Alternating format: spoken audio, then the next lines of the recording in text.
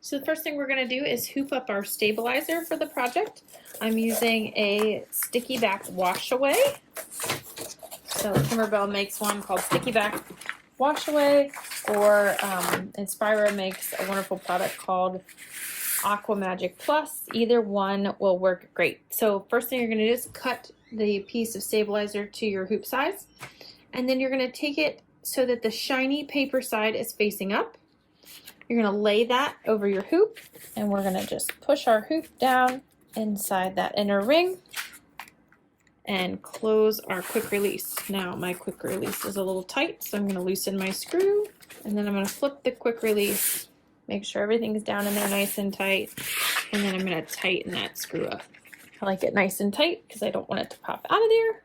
Once that is done, I'm going to take my scissors or my seam ripper or something with a sharp point, and I'm just going to score across the paper. You want to make sure you're doing this on a flat surface like a table, not on your lap.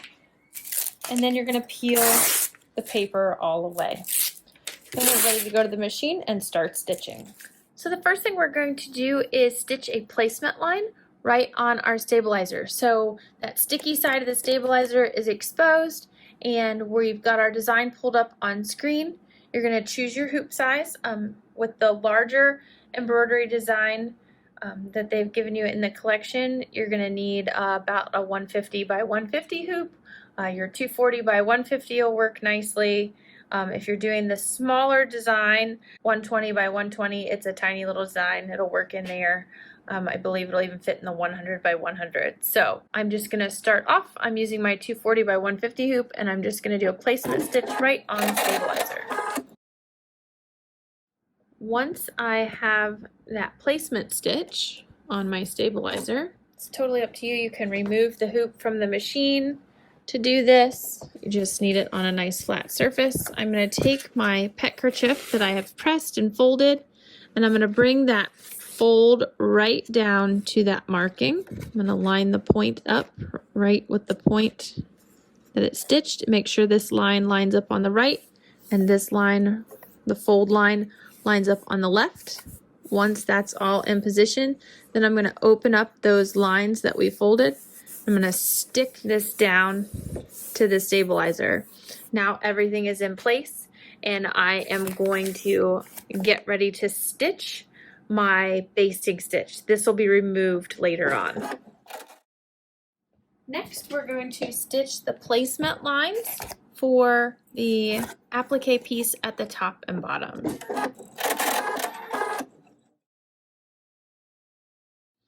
I've taken my 5-inch square of fabric that we fused that fusible backing on the back side of it to make it a little more sturdy, and I've cut that into 2 smaller pieces per the directions. I'm just going to cover up those 2 placement stitches completely, and I'm going to stitch those down.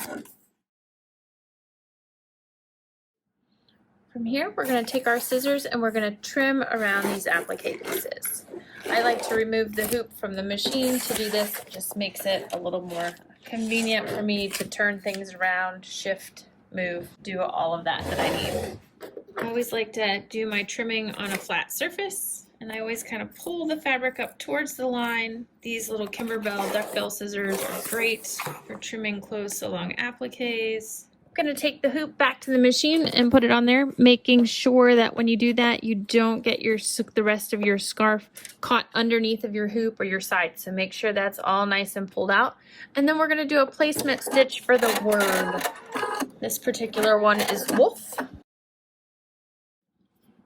And then I'm just going to cover this up with my piece of leather. And then I'm just going to remove my hoop, and I'm going to trim around the word woof. Once you have this part all stitched out, you are going to want to stitch out, not stitch out. Once you have it all trimmed out, you're going to want to trim out the inside of these little O's. You're going to have to do that very carefully. So I like the micro tip scissors. These are part of the Kimberbell scissor set. It's a great little set of scissors with the duckbill appliques, the micro tips, a pair of tweezers, a pair of thread snips. It's a really nice little package. If you're looking for gift ideas, it comes in a fun little tin. You can share this video with whoever it is that buys you your Christmas gifts or birthday gifts or just because gifts. Or maybe you just want to treat yourself. But these little micro tips are great for this type of work where we're getting in here nice and fine. We want to keep from cutting through the scarf. Now you have it all ready to go on to the next step. Again, when you come back to your machine, you want to make sure that the rest of your scarf is flipped up and not caught underneath of your hoop. Now that we have trimmed around there, I'm going to change out my thread and we're going to stitch that detail line that goes over top of our lettering. Next, we're going to stitch the outline of the word wolf, the satin stitch. Next, we're going to change our thread color and stitch the satin stitch around the outside of the decorative appliques. Next, we're going to change thread colors to stitch the decorative straight stitch along the edge of the satin stitch we just stitched. Next, we're going to stitch the words "You had me at." And now you're all stitched and ready to go. So we're going to take this off the machine and we're going to remove that basting stitch. I just take my seam ripper and pop about every third stitch. Always try to be careful and come from away from the design so I don't pick any of those stitches. And then just flip it over to the back and pull out the difference.